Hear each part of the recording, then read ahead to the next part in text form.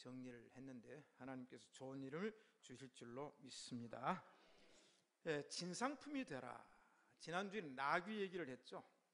진상품이 되라. 오늘은 도시락 얘기를 하려고 합니다. 이 도시락을 얘기를 하면 요새 사람들은 도시락에 대한 그렇게 연민의 정이나 그런 추억이 없어요. 그런데 저만 해도 도시락에 대한 추억이 있잖아요. 자, 집에서 이제 도시락을 쌉니다. 그러면 학교가 벌써 6km, 어떤 사람은 8km 이렇게 걸어가야 돼요. 뭐 시내 사는 사람이야 거기서 가죠. 그러면 아침에 얼마나 일찍 일어납니까?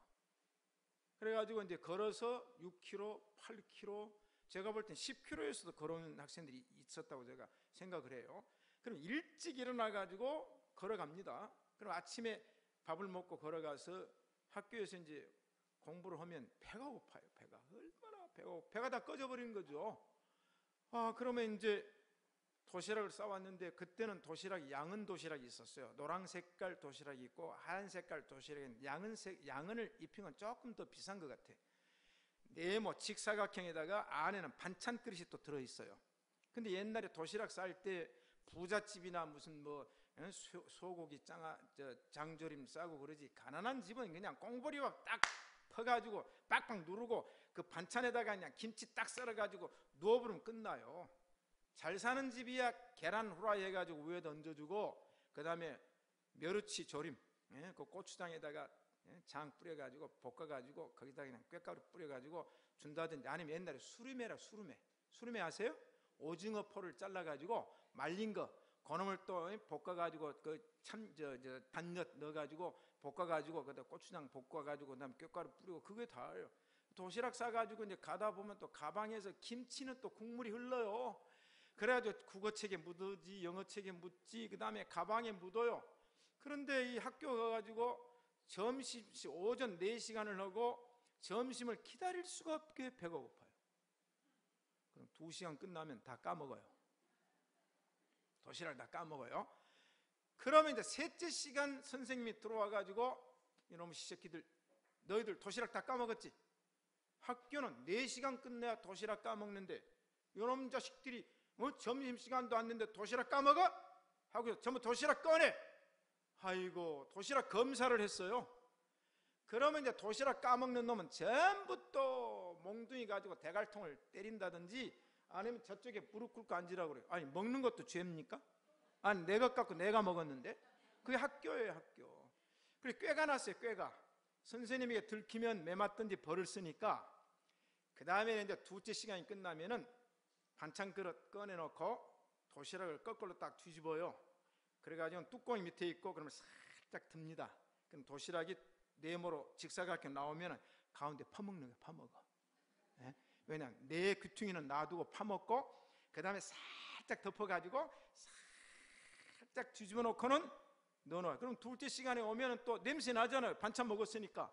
그러면 도시락 딱 꺼내라 그러면 도시락을 꺼내놓고 보면은 쌀밥을 쌓아준 도시락이야 그대로 유지가 되지만 보리밥이 많이 섞일수록 배가 들어가요.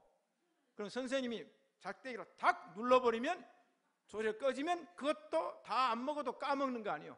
그러니까 또 책상 위에 올라서 가지고 손 들고 10분 동안 벌을 서는 거예요. 또 안 까먹는 놈들은 그냥 있지만 부잣집 애들은 쌀밥이니까 가만히 있지만 그 다음에 그 벌교에서 금방 온 애들은 뭐 한 5분 10분 그러면 학교 오는데 우리는 6km 8km 10km를 가야 되는데 그런 게 벌을 써요.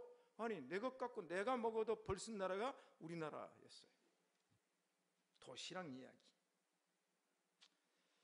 근데 제가 부러운 사람이 별로 없습니다. 제가 정장로님 부럽겠습니까? 제가 무슨 여기 앉아있는 서경희 권사님 부럽겠습니까? 나는 부러운 사람이 별로 없어요. 대통령도 안 부럽고 큰 초대형 교회 목사님도 안 부러운데 부러운 사람이 딱 한국 나와서 2사람 있어요. 누군지 아세요? 모르죠. 6시 내 고향 수요일마다 수요일날은 수산물 해가지고 제가 교회 오기 전에 꼭 6시 내 고향을 밥을 먹고 오기 전에 그걸 봅니다.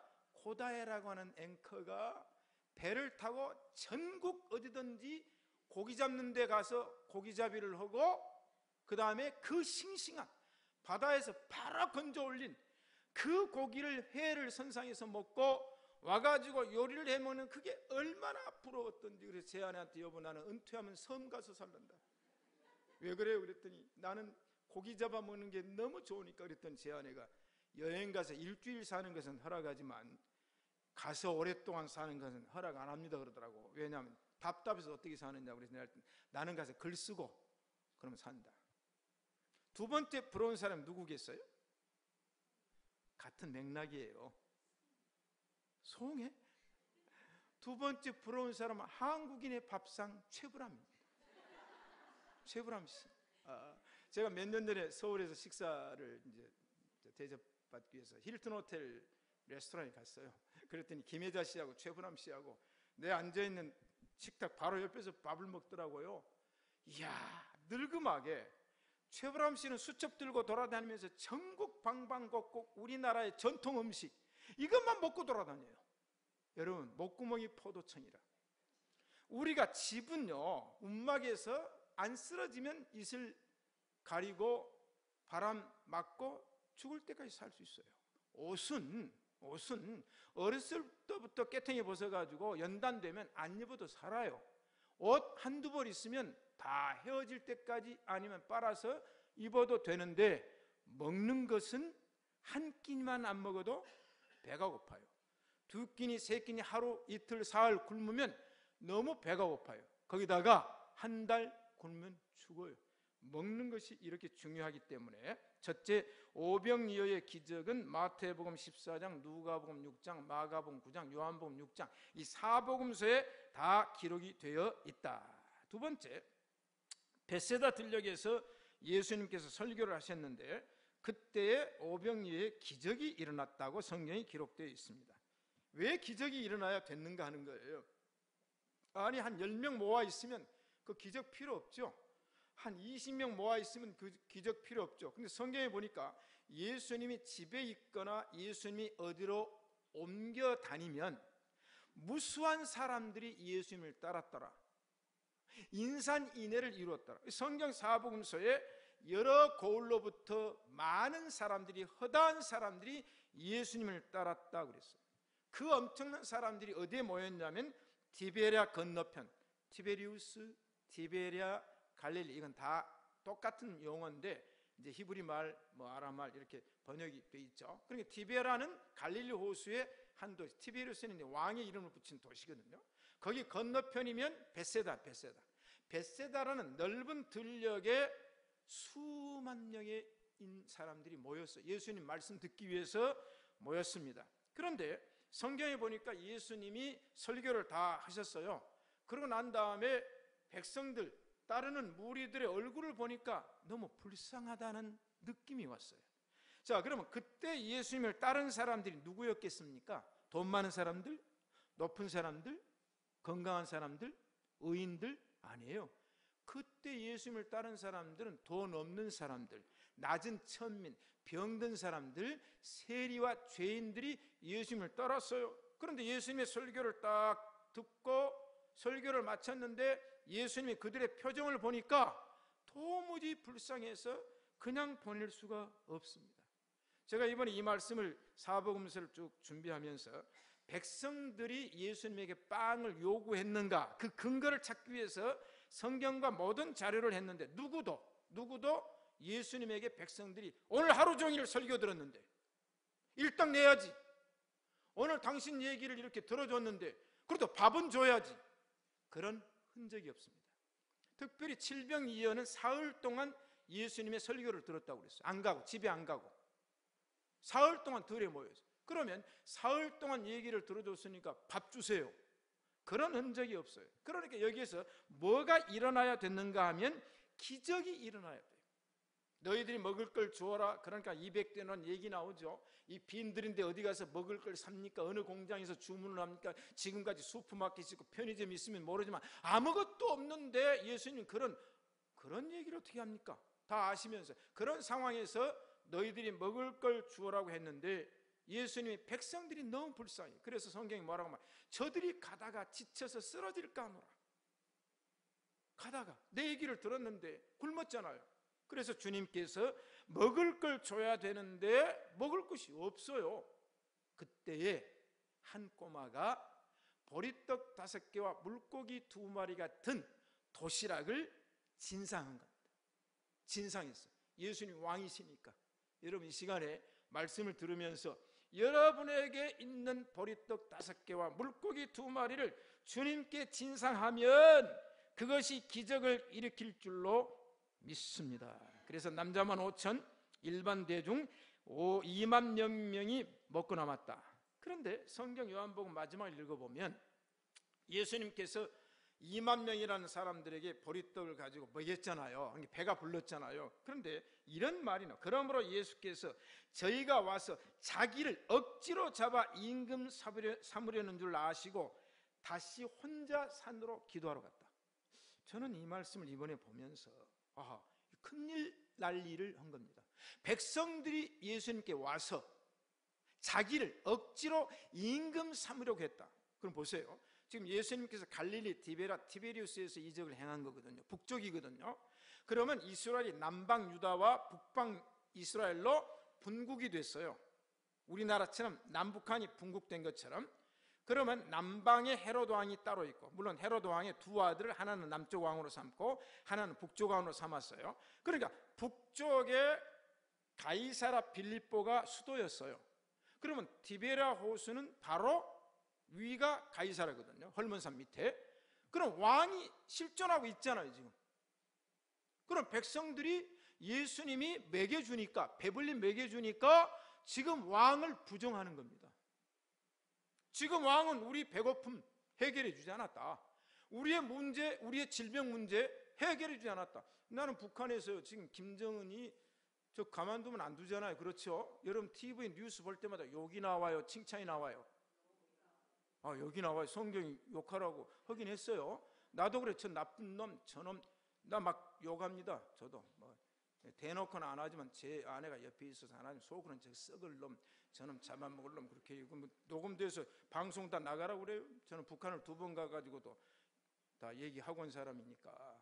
제가 엘리카스트라서 동독에 있는 북한 본부, 동그라파 본부 200명이 상주하고 있는 그곳에 가서도 제가 할 말을 다 하고 온 사람이니까 그건 상관없어요. 여러분 생각해보세요.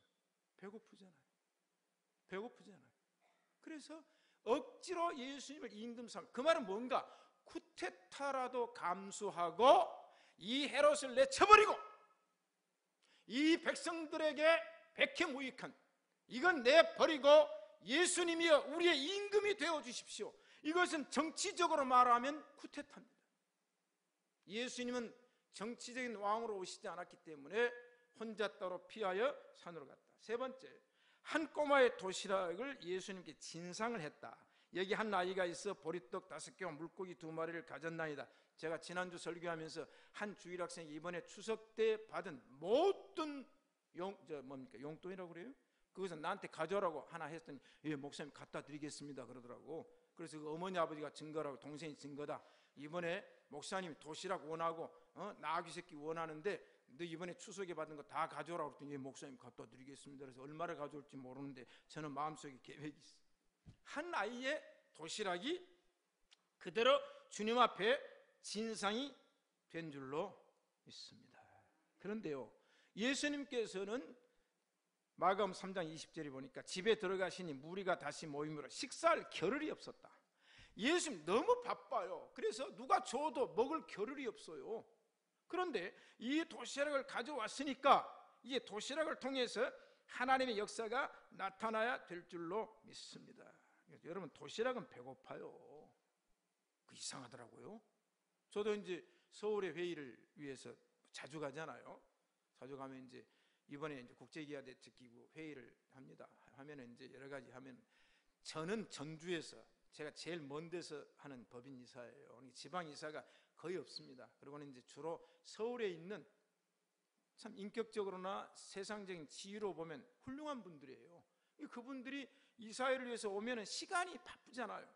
그러니까 이제 회의를 하면은 도시락을 줘요. 내가 전주서 갔는데 도시락을 주문해가지고 대기시켜놓고 회의하다가 자 우리 점심 먹읍시다 하고는 막 밥을 먹고 또 회의를 해. 왜? 그분들이 바쁘잖아요. 응? 근데 한 번은 그랬어요. 내가 점심 살게요 그랬더니 식당에 가서 밥 먹고 그러려면 시간 많이 하니까 도시락 먹는데 도시락에 밥 있고 국 있고 그다음에 김치 있고 명태조림 있고 그다음 달걀찜 있고 소고기하고 메추리알 섞은 또 그것도 있고 그다음에 또 마지막에 과일까지 다 해서 줘요. 근데 그 내가 하나도 남기지 않고 다 먹어요. 예? 그런데요, 딱 도시락을 먹고 회의 시작하면 배가 고파요.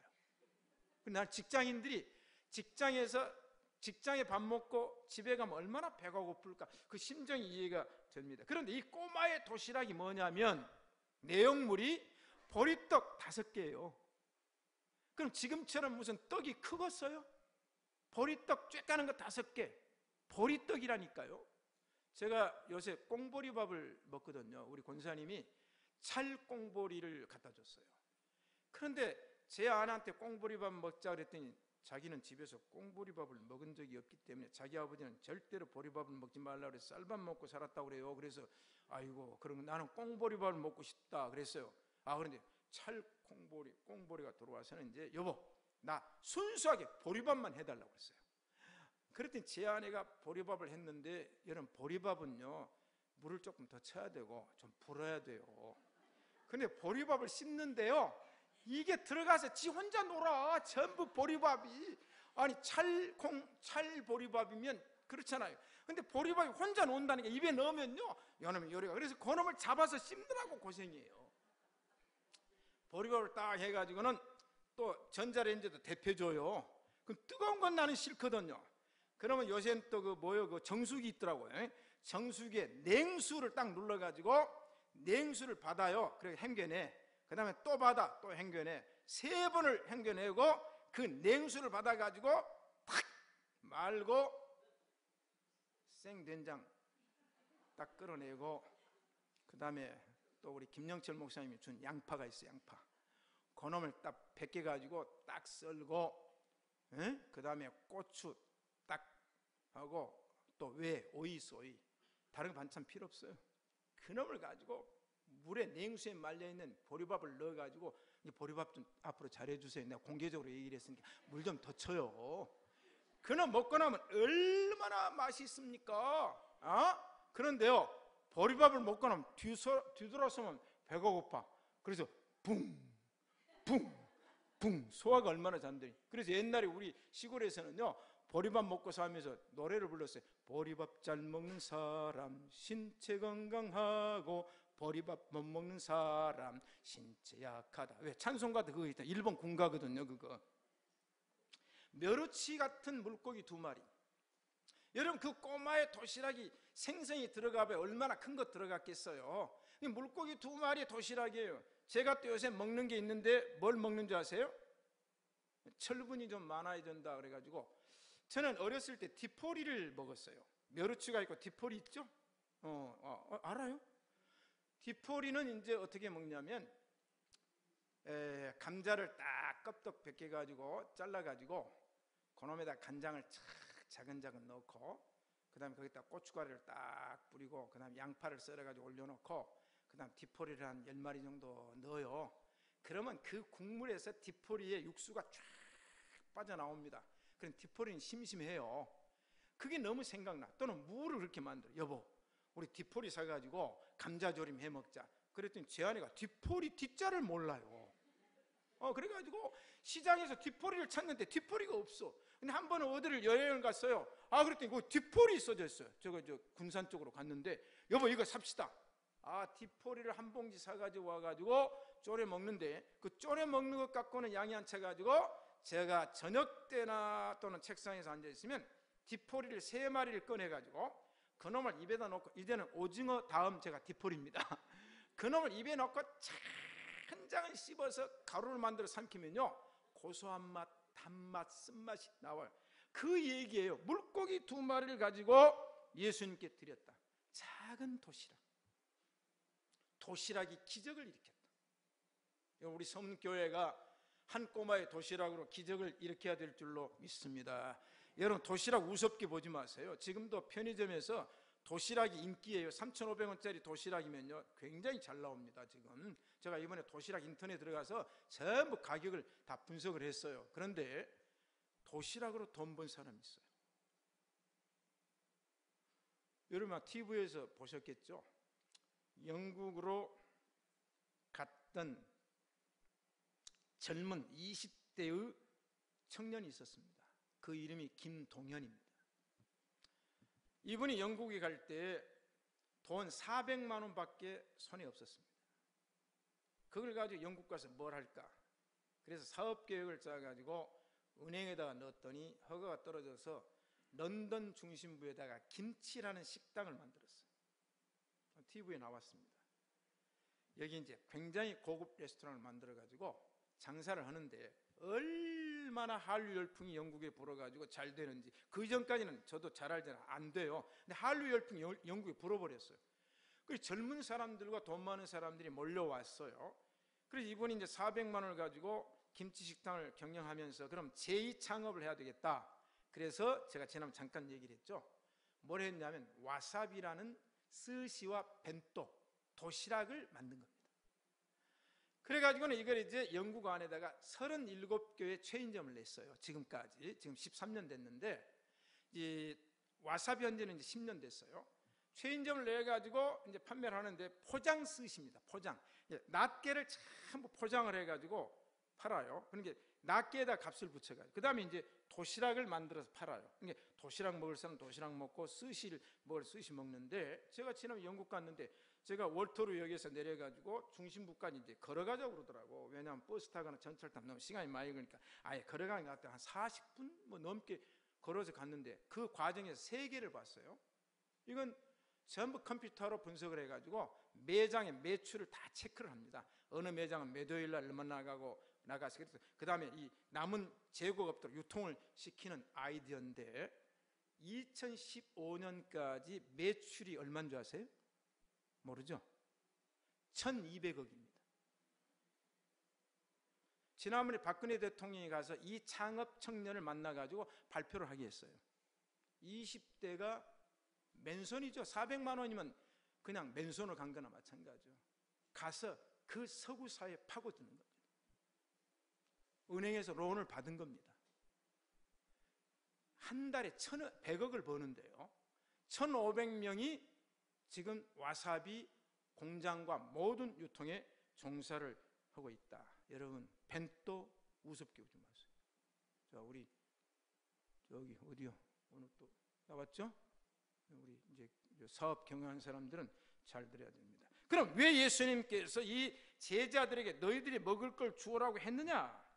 저녁이 되매 하루 종일 굶주는 이 사람들을 빈들인데 그냥 돌려보낼 수가 없으니 너희들이 먹을 것을 주어라 했어요. 그런데 제자들은 제자들이에요.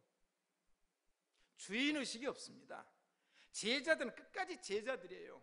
여러분, 이거 뭐냐? 사장이 종업원하고 마음이 같을 수가 없어요. 그래서 저는 항상 종업원으로 있을 때 제 아이들한테 늘 얘기해요. 너희들이 남의 직장에서 일할 때 내 사업체처럼 내 것인 것처럼 해야 너희가 성공하지, 이건 내가 출퇴근하고 시간 재고 그러면 성공 못한다. 그러니까 밤을 새더라도 이 일은 내 것이다, 내 회사다. 그렇게 해야 네가 돈을 못 벌고 그 회사에서 성공을 하지 못할지라도 네 인생은 성공이다. 제가 그걸 가르칩니다. 돈을 못 벌고 승진을 못한다 할지라도 너는 성공자다. 우리 신시가 예배당 다 그런 사람들 되시기를 축복합니다. 네 번째, 배불리 먹고 남은 도시락. 자, 한 꼬마가 도시락을 가져왔어요. 근데 사람은 2만 명입니다. 이거 어디다 붙여요? 자, 한 꼬마가 도시락을 낸 건 원인 제공입니다. 원인 제공. 기적을 보면 원인 제공을 해서 기적이 일어난 사건이 있고 원인이 없이 기적이 일어난 사건이 있어. 네 믿음대로 될지어다. 그건 원인이 없어요. 물론 원인은 비물질적인 믿음이죠.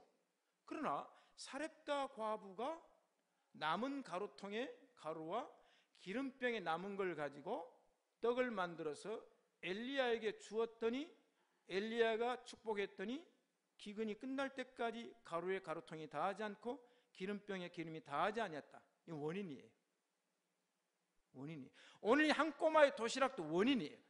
열왕기하 4장 읽어보면 선지자의 생도가 빚이 있어가지고 이제 아들을 채주가 노예로 잡아가려고 그래요.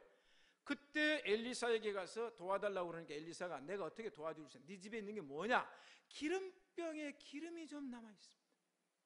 기름병에 기름. 그러면 그 기름을 가져오라. 그래서 빈 병을 가져다가 채 원인이에요.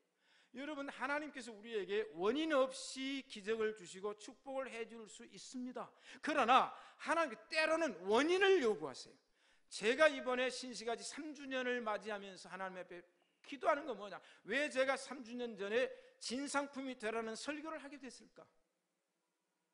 우리에게는 원인이 필요합니다. 아무것도 없는 상태에서 이 장소가 만들어진 것도 원인이 있었습니다. 만약 하나님 교회당 주세요, 하늘에서 교회당 지어가지고 줄로 내려가지고 어느 땅에다가 예배당을 내려준 게 아니죠.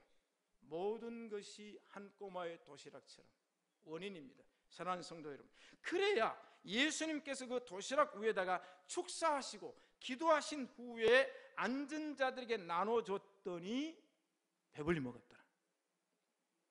자, 아까도 말씀드렸듯이 백성들은요 예수님께 요구하지 않았어요. 무엇을 먹을까, 무엇을 마실까, 무엇을 입을까 염려하지 말라. 그냥 염려하지 않고 평소에 굶었잖아요. 평소에. 그러니까 예수님께 밥 달라고 할 수가 없었지만 하나님께서 이들에게 축복해 주신 줄로 믿습니다.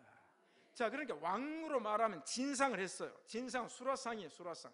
이제 이영애입니까? 김영애가 이번에 이제 사임당에 나와서 저도 기다리고 있어요. 참 얼굴도 예쁘지 마음도 예뻐가지고 이번에 1억 5천 기부하고 이제 그랬는데, 자 보세요. 예수님께서 받으신 것은 진상품이에요. 왜? 왕이니까. 그럼 한 꼬마가 진상을 했죠.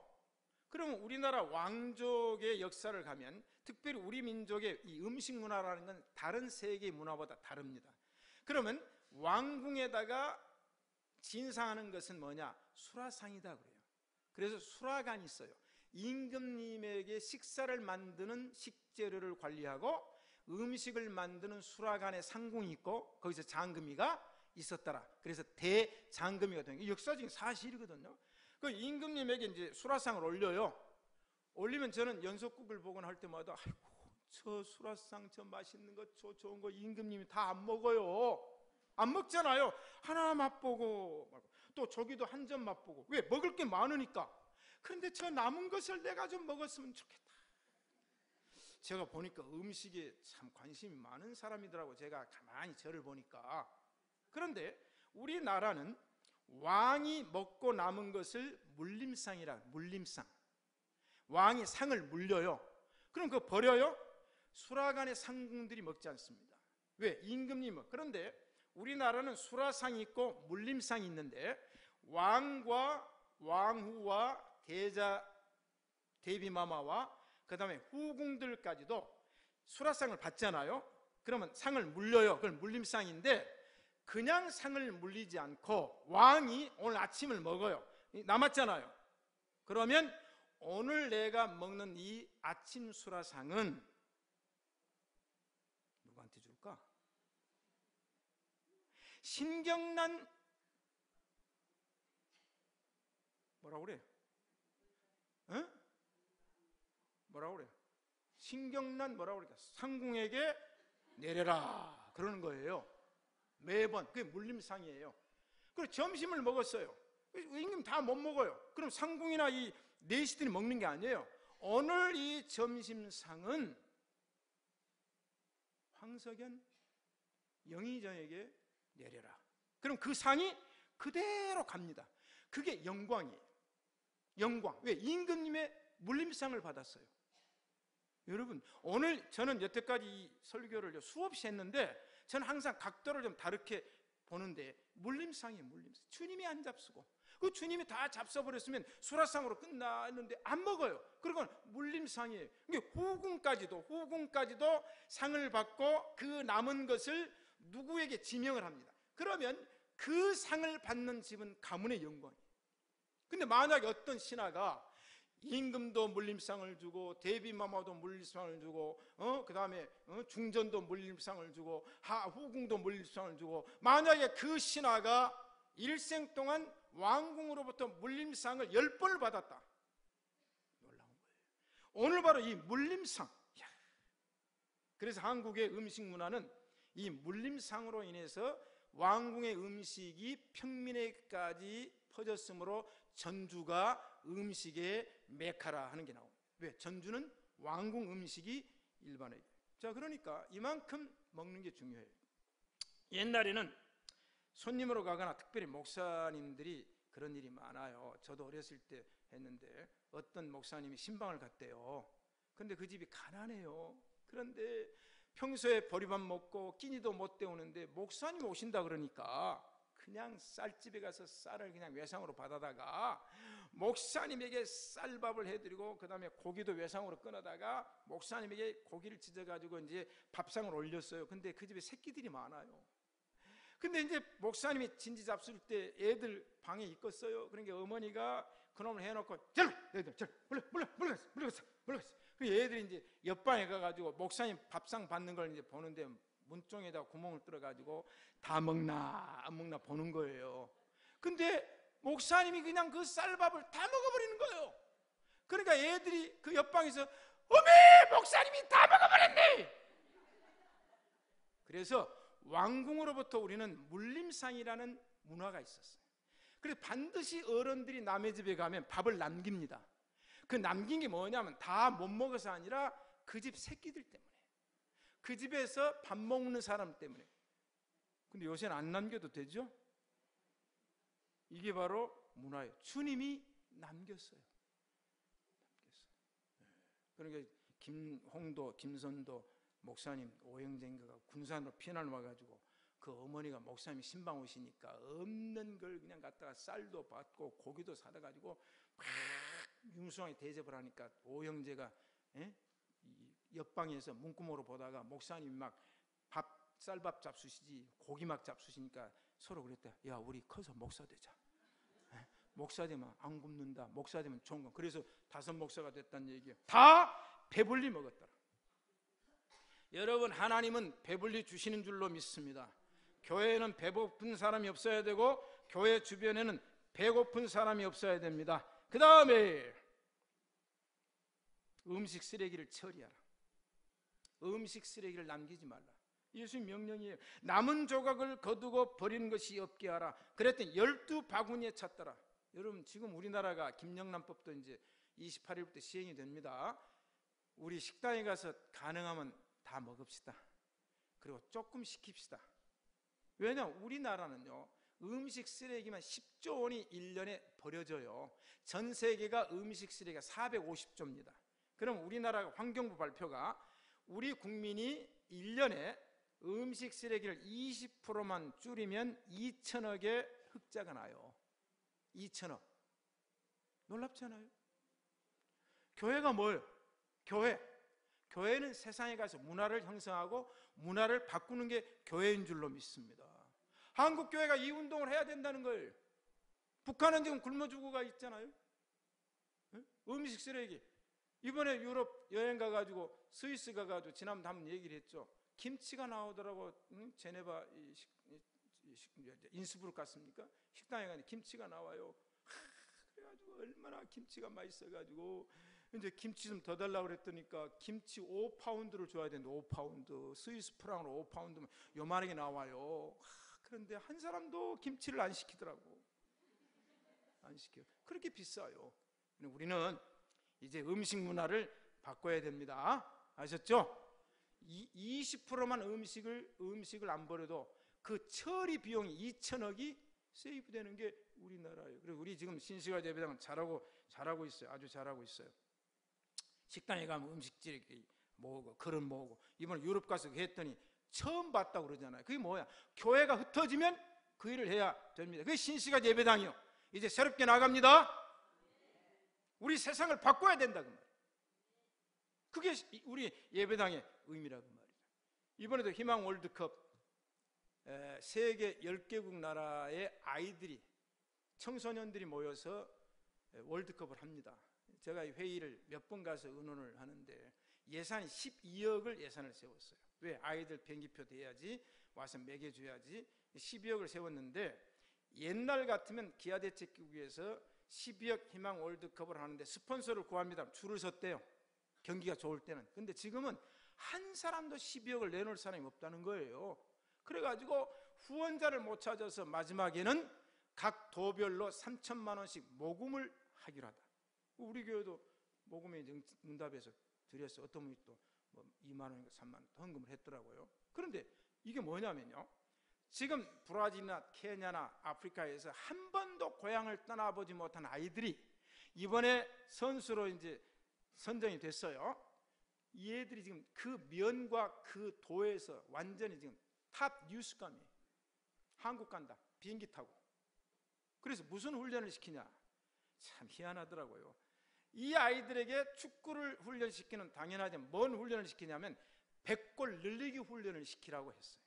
그 뭐냐면 한 끼니도 못 먹잖아요. 애들이 물만 마시고 살고. 근데 한국 가면 3끼니 먹어야 되잖아요. 오면은 탈이 나버린다는 거예요. 그래서 예산을 세워가지고 선수로 온 아이들에게는 한 끼니 먹은 걸 나중에 2끼니 먹여주고, 그 다음에 양을 조금 늘려서 3끼니 먹여주고. 왜? 한국은 먹어야 되니까. 여러분, 세상에 이런 나라입니다. 세상에 100골 늘리기 훈련을 시켜. 왜? 와가지고 배탈 나거나 배가 터져버리면 안 되니까. 왜? 못 먹으니까. 배가 쫙 붙어 있으니까. 그러잖아요. 그 아이들을 선발해서. 그래서 가문의 영광이에요. 그리고 이 아이들이 오면 10개 국가 아이들이 이제 하나의 네트워크를 이루어가지고 너희들이 앞으로 이 어려운 환경을 극복해서 나가야 된다는 중요한 챌린지, 도전을 하는 겁니다. 여러분, 교회가 할 일이 많습니다. 신시각 예배당은 정말로 이번 3주년을 맞이해서 다른 잡다한 것으로 논란하지 말고 이제는 어떤 것도 DNA를 다 바꿔버려야 돼요. 그래서 이제는 정말로 말씀으로 7가지 방향을 제시한 것처럼 이 시간에 한 꼬마의 도시락이 배불리 먹고 남게 했던 것처럼 우리 예배당의 우리 성도들의 사명이 진상품 되시기를 주님의 이름으로 축복합니다. 아멘. 하나님.